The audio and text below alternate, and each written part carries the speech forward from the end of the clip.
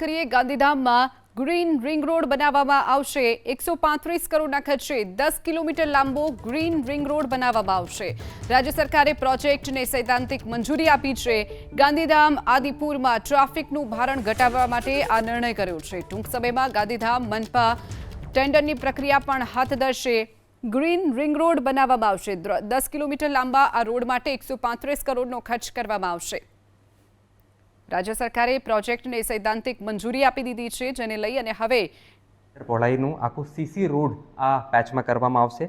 વરસાદી પાણીના યોગ્ય નિકાલ માટે રોડની બંને બાજુએ સ્ટોર્મ વોટરની જોગવાઈ, યુટિલિટી ડ્રેનની જોગવાઈ પણ એમાં રાખવામાં આવી છે।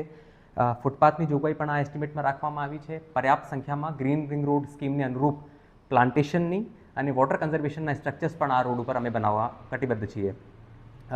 આ રોડ ગાંધીધામ શહેર માટે ટેગોર રોડ અને રામબાગ રોડનું વિકલ્પ પ્રદાન કરશે અને મહત્વના વિસ્તારો જેમ કે Adipur Gandhidham bus stand, new Gopalpuri railway station અને એરપોર્ટની પણ સીધી અને પરોક્ષ કનેક્ટિવિટીમાં એના થકી સુધારો મળશે।